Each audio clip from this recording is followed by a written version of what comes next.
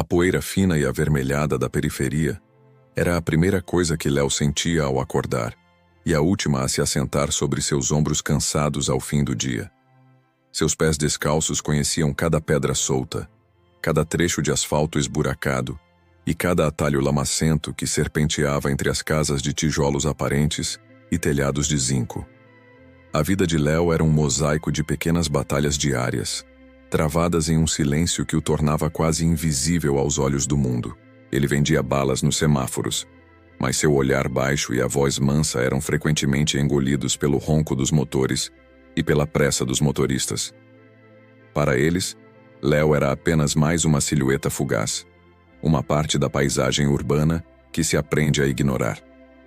Contudo, em seu peito magro, batia um coração resiliente que encontrava consolo nos pequenos gestos, o sorriso de uma criança que aceitava uma bala, o calor do sol da tarde em sua pele e, acima de tudo, sua paixão secreta por desenhar.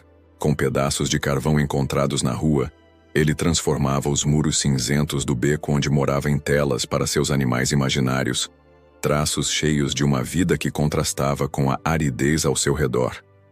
A quilômetros dali, em um universo de mármore, vidro e jardins meticulosamente aparados, vivia Helena, uma mulher cuja presença exalava uma aura de importância e controle, forjada nos corredores de grandes corporações e em salas de reuniões onde sua palavra era lei. Helena tinha tudo o que o dinheiro podia comprar, mas nos últimos dias, uma angústia profunda corroía sua fachada impecável. Seu cão, um pequeno e frágil terrier maltês chamado Apollo, seu único companheiro constante e o depositário de todo o afeto que ela raramente demonstrava a humanos, havia desaparecido. O silêncio em sua mansão agora era opressor.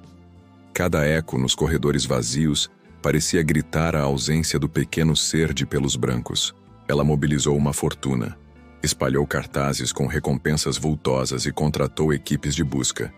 Mas o problema complexo de encontrar um pequeno cão em uma metrópole implacável parecia insolúvel, zombando de seu poder e de sua influência. O destino, com sua ironia peculiar, traçou uma linha invisível entre esses dois mundos. Numa tarde particularmente cinzenta, enquanto Léo buscava abrigo da garoa fina sob a marquise de uma padaria, ele viu algo que o fez parar. Um pequeno tufo de pelos brancos, tremendo e assustado, encolhido perto de uma lixeira. Era Apollo. O cão, sujo e apavorado, não se parecia com a foto nos cartazes que Léo vira de relance nos postes, mas a coleira de couro azul, com um pequeno A cravejado de pedrinhas brilhantes, era inconfundível.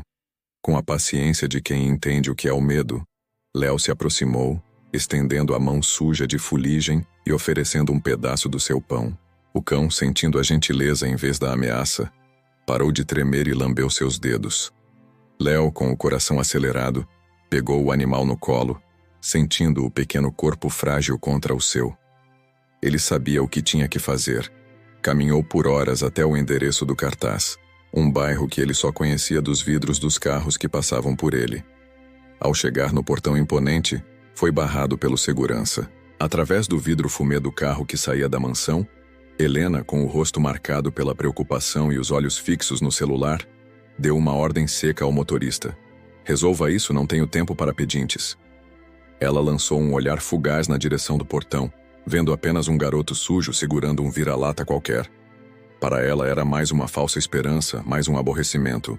Sem perceber, ela viu o talento de Léo em ação, sua capacidade de acalmar, de conectar-se com uma criatura assustada, mas descartou a cena inteira como irrelevante, uma distração em seu mundo de problemas importantes. O segurança, um homem de ombros largos chamado Jorge, arrancou o cão do abraço de Léo com uma eficiência fria. Ele não viu um menino que havia caminhado por horas, movido por uma bondade rara. Viu apenas um obstáculo entre ele e uma oportunidade de ouro. Com um gesto rápido, empurrou algumas notas amassadas e sujas na mão de Léo. Um valor irrisório que era mais um insulto do que uma recompensa. "Suma daqui, garoto. Eu assumo agora", disse ele, sua voz um rosnado baixo, antes de girar nos calcanhares e marchar em direção à casa, ajeitando a gravata e compondo uma expressão de diligência heróica. Léo ficou parado, sentindo o calor do pequeno corpo de Apolo ainda em seus braços. Um calor que agora era substituído pelo frio das moedas e pela umidade cortante da indiferença. Ele observou, através das grades imponentes, Jorge apresentar o cão a uma Helena exultante, recebendo tapinhas no ombro e, sem dúvida, a recompensa que mudaria sua vida. O portão se fechou, e Léo se viu novamente do lado de fora, no mundo cinzento que era o seu, com o gosto amargo da invisibilidade na boca. Dentro da mansão, a alegria de Helena foi intensa, mas efêmera. Apolo estava de volta, mas era como se sua alma tivesse ficado para trás, perdida em algum beco assustador da cidade. O cãozinho, que antes era uma bola de energia e afeto, agora era uma estátua de medo. Recusava a carne de cordeiro importada, tremia ao som dos sapatos de Helena no piso de mármore e passava os dias encolhido sob um sofá Luís XV, um pequeno fantasma branco assombrando o luxo estéril da casa. Helena contratou os melhores veterinários e adestradores, que falavam em estresse pós-traumático, e sugeriam terapias e medicamentos caríssimos que não surtiam efeito algum. Sua incapacidade de consertar aquela pequena criatura era um espelho de sua própria solidão. Todo o seu poder, todo o seu dinheiro, eram inúteis para restaurar a confiança nos olhos de Apolo. Frustrada, ela descontava em sua equipe e, principalmente, em Jorge. "Você o encontrou, mas ele parece quebrado", ela reclamava, sua voz afiada como vidro. "O que aconteceu com ele?" Jorge sentia o suor frio escorrer por suas costas. Sua mentira o havia colocado em um pedestal precário. Para manter a farsa e a boa vontade de sua patroa, ele precisava que o cão melhorasse. Foi então que a imagem do menino magro voltou à sua mente. Ele se lembrou de como Apolo, sujo e apavorado, estava perfeitamente calmo nos braços daquele garoto. Havia uma paz ali, uma conexão que ele não compreendia. Engolindo o orgulho, ele usou seu horário de almoço para voltar à periferia. Encontrou Léo no mesmo beco de sempre, o carvão na mão, desenhando um pássaro com asas imensas na parede de um armazém abandonado. Jorge, sem jeito, descreveu a situação, omitindo sua própria mentira e a recompensa, falando apenas que o cão estava triste. Léo ouviu em silêncio, seu olhar profundo fixo não em Jorge, mas em um ponto distante. Ele não precisava dos detalhes. Ele entendia a linguagem do medo. Sem dizer uma palavra, ele rasgou uma folha de um caderno velho que guardava como um tesouro, e com um pedaço de carvão, desenhou Apolo, mas não o Apolo assustado. Ele desenhou um cão correndo com as orelhas ao vento e uma bola na boca, a pura imagem da alegria. "Mostre isso a ele", Léo disse, entregando o papel a Jorge. "E pare de dar comida de gente rica. Faça um caldo simples de frango e arroz bem quentinho. E quando falar com ele, abaixe-se. Fique do tamanho dele. Não fale como uma chefe, fale como um amigo." Cético, mas desesperado, Jorge seguiu as instruções. Naquela noite, ele mostrou o desenho ao cãozinho encolhido, colocando-o perto de sua cama. Pediu à cozinheira, sob olhares de desdém, que preparasse o caldo simples, que perfumou a cozinha com um aroma de casa, não de restaurante. E então ele se sentou no chão, ignorando a poeira em seu uniforme caro, e começou a falar com Apolo em um sussurro, contando sobre seu dia. Para seu espanto, o cãozinho se moveu. Ele rastejou lentamente para fora de seu esconderijo, cheirou o desenho e, hesitante, deu uma lambida no caldo quente. Foi uma vitória minúscula, mas para Jorge pareceu um milagre. No dia seguinte, Helena notou. Apolo comeu um pouco. Ela comentou, um vinco de surpresa em sua testa. Jorge mentiu, dizendo que era uma nova técnica de aproximação que havia pesquisado. Helena, embora satisfeita, sentiu uma vaga curiosidade. Por que métodos tão simples funcionavam onde a ciência e o luxo haviam falhado? Ela atribuiu à sorte uma coincidência feliz. Enquanto isso, no mundo de Léo, suas breves conversas com o segurança da mansão não passavam despercebidas. Os outros meninos de rua, liderados por um rapaz mais velho e amargo chamado Beto, Viam o carro de luxo parar perto do beco. Viam Jorge entregar a Léo algumas moedas por seus conselhos. A inveja, ácida e corrosiva, começou a se espalhar. Léo virou informante dos ricos, eles zombavam. Acha que é melhor que a gente. A resiliência silenciosa de Léo agora enfrentava um novo tipo de ataque. O desprezo daqueles que ele considerava seus iguais, deixando-o perigosamente isolado entre dois mundos que não o compreendiam. As semanas se arrastaram e a melhora de Apolo estagnou. Os pequenos avanços, frutos das dicas de Léo, eram como gotas de chuva em um deserto. Eles ofereciam um alívio momentâneo, mas a paisagem geral da ansiedade do cão permanecia árida e assustadora. O problema então não apenas persistiu. Ele escalou para um nível crítico, ameaçando ruir o pilar central do mundo de Helena: sua imagem pública.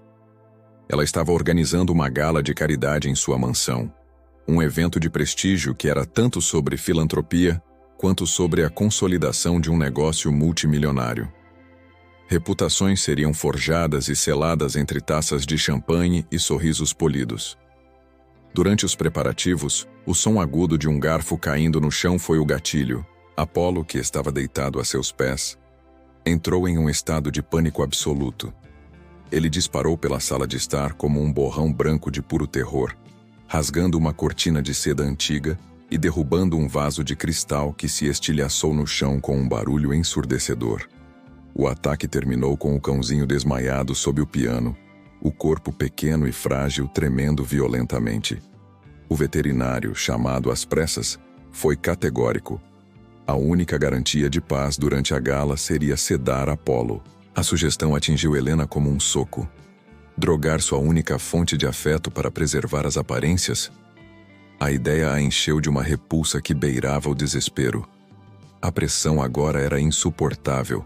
O controle que ela tanto prezava estava se esvaindo, ameaçando expor sua fragilidade para o mundo inteiro.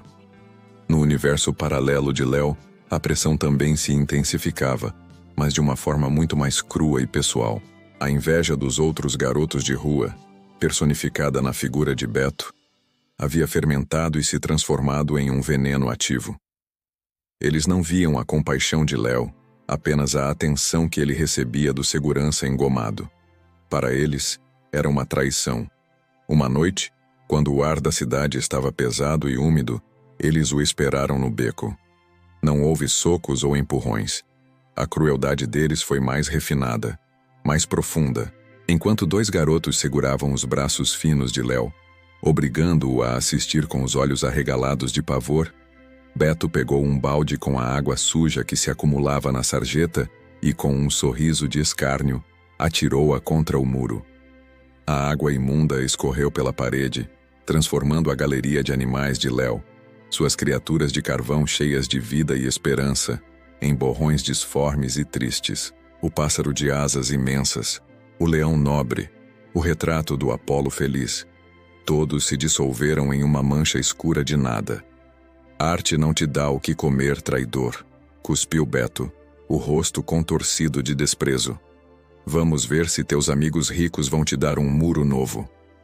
Eles o deixaram ali, no meio dos destroços de seu único refúgio, o silêncio do beco agora preenchido pelo som de seu coração se partindo. Enquanto isso, a recusa de Helena em sedar Apolo a levou a um confronto direto com Jorge.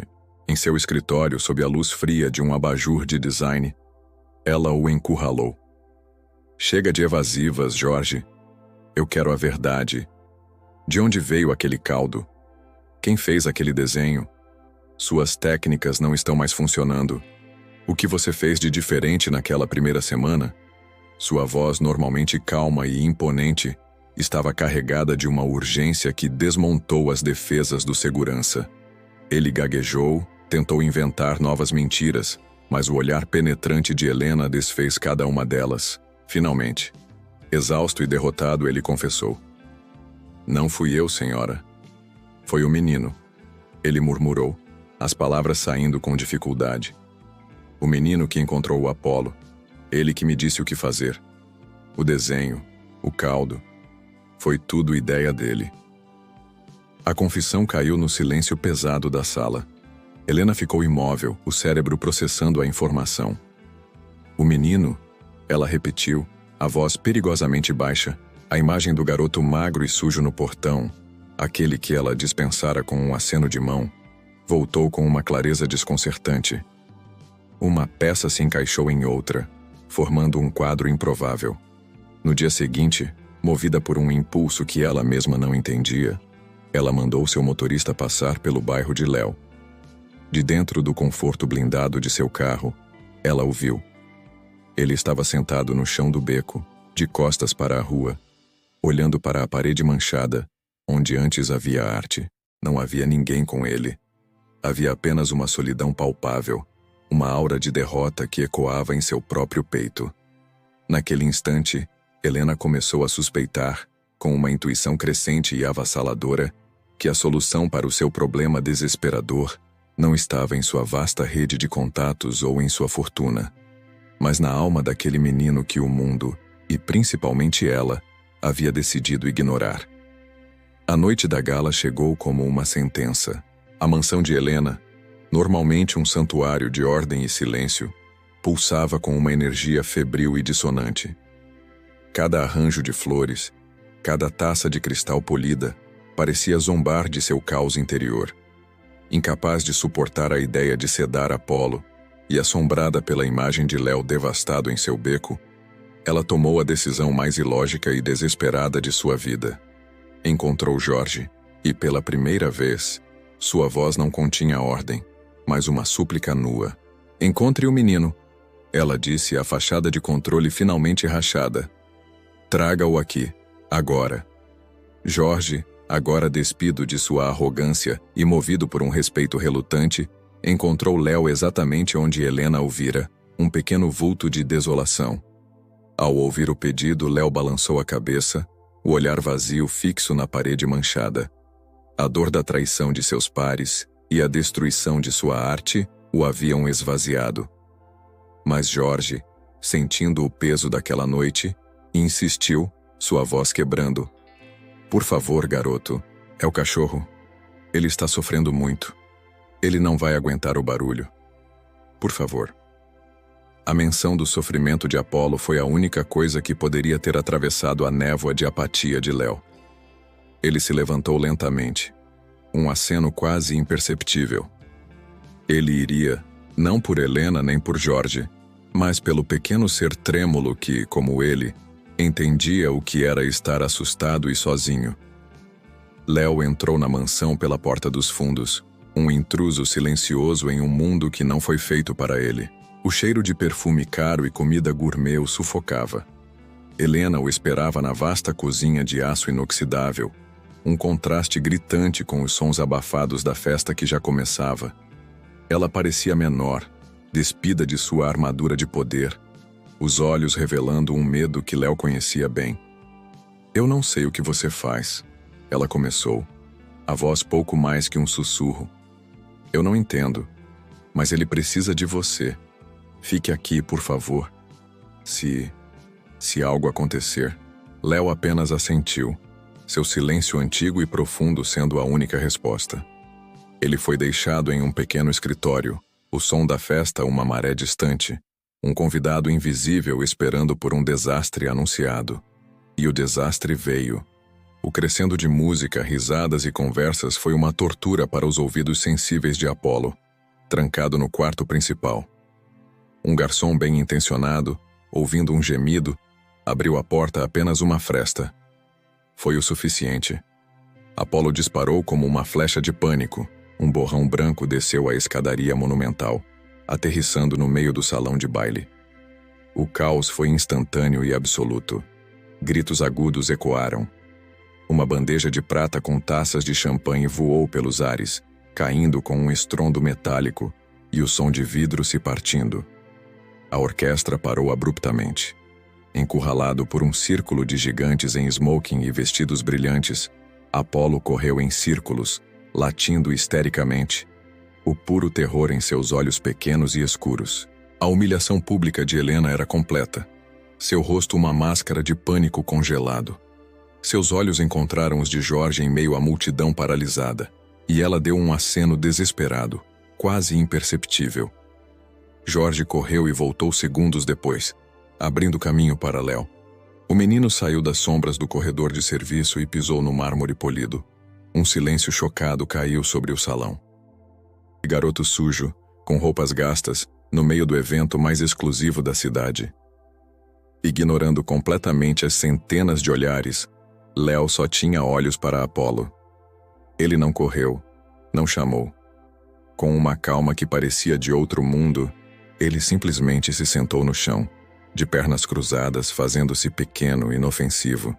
Do bolso, ele tirou um pedaço de carvão e, de uma mesa próxima, pegou um guardanapo de linho. Então, sob o olhar atônito de todos, ele começou a desenhar. Não dava vida à imagem de um cão feliz no tecido branco. Ele começou a cantarolar. Era uma melodia baixa, sem letra, quase um zumbido. A canção de ninar de um menino para um animal assustado. O efeito foi imediato. Apolo parou de latir. Sua respiração ofegante diminuiu.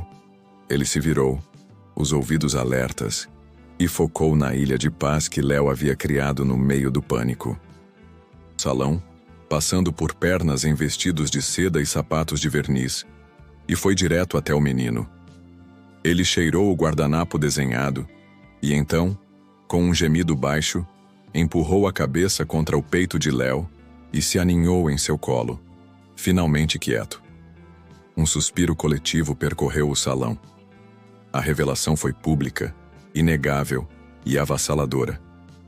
Helena assistiu a tudo, imóvel, era um espanto puro, que por sua vez se dissolveu em uma onda de remorso tão poderosa que seus olhos se encheram de lágrimas. Ali, no chão de sua mansão, em meio aos destroços de sua festa perfeita, estava a prova viva de sua arrogância e de sua cegueira. O valor que ela tanto buscava no poder e no dinheiro estava encarnado naquele menino que ela havia julgado, dispensado e ignorado, para denso, palpável, quebrado apenas pela respiração tranquila de Apolo no colo de Léo. Helena atravessou o espaço, o som de seus saltos no mármore sendo a única coisa em movimento. Ela não foi até Léo. Em vez disso, parou no centro do salão virando-se para seus convidados, o rosto desprovido da máscara de anfitriã perfeita. Não havia pânico em sua voz, apenas uma clareza cortante e uma força recém-descoberta. Ela começou, e todos se inclinaram para ouvir. Não pelo caos, mas pela minha cegueira. Esta noite todos vocês vieram para apoiar uma causa, mas o maior ato de caridade, a lição mais valiosa, não veio dos nossos bolsos, mas do coração deste menino. Ela estendeu a mão na direção de Léo, não como quem aponta, mas como quem apresenta. Este é Léo. Ele conseguiu o que toda a minha fortuna e influência não puderam. Ele curou um espírito quebrado. O valor não está no que possuímos, mas na compaixão que oferecemos. Naquele momento, diante da elite da cidade, ela não apenas honrou Léo, ela se redimiu, transformando um momento de humilhação em um testemunho de sua própria transformação. A ação de Helena foi tão imediata e concreta quanto sua revelação foi pública. Nos dias que se seguiram, o mundo de Léo mudou para sempre. Legal, tirando-o da invisibilidade das ruas e dando-lhe um lar, educação e, mais importante, dignidade. Mas ela não queria simplesmente apagar quem ele era. Ela queria amplificar seu dom. Léo recebeu um quarto que era também um estúdio de arte, abastecido com telas, tintas e carvão de todos os tipos. Ele recebeu um título oficial na nova fundação que Helena criou naquela noite. Consultor Sênior de Empatia e Bem-Estar. Mas projetar o abrigo de animais mais humano que se poderia imaginar. Um lugar onde as paredes seriam cobertas por sua arte calmante e onde a gentileza seria o principal método de tratamento. Léo floresceu. O menino encurvado deu lugar a um jovem que, embora ainda quieto e humilde, caminhava com um propósito. Sua empatia, antes uma força secreta e silenciosa, agora era um instrumento celebrado de cura, de cada vez mais ausente das salas de reunião e presente no canteiro de obras do abrigo. Ela observava Léo, aprendendo com ele a linguagem do silêncio, da paciência e do coração. Ela descobriu uma alegria mais profunda em ver um cão assustado finalmente abanar o rabo para Léo do que em qualquer fusão ou aquisição bem-sucedida. Meses depois, em uma tarde de sol dourado, o Santuário Apolo foi inaugurado, com vastos gramados, lagos e murais vibrantes pintados por Léo que pareciam respirar vida. Helena e Léo estavam em uma pequena colina, observando dezenas de cães de todas as raças e histórias correndo livres e felizes. Apolo estava no meio deles, um ponto branco de pura alegria. Helena pousou a mão no ombro de Léo, um gesto que agora era natural e cheio de um afeto maternal. Antes do mundo não são coisas, Léo, disse ela, a voz embargada. Ele olhou para ela, o antigo olhar assustado substituído por um brilho de confiança e paz, e sorriu. Naquele sorriso estava a resolução completa da história, a cura de um cão, a salvação de um menino e a humanização de uma mulher poderosa. Nos lembram de uma verdade fundamental. O maior tesouro muitas vezes está escondido sob a aparência mais humilde, e a empatia é a chave capaz de abrir as portas mais trancadas. O valor de uma pessoa não é medido por sua conta bancária ou seu status social, mas pela capacidade de seu coração de se conectar com o outro. Se esta história tocou você, ajude-nos a espalhar esta mensagem. Compartilhe este vídeo para que mais pessoas possam se lembrar de olhar além das aparências e encontrar a extraordinária beleza que existe na bondade.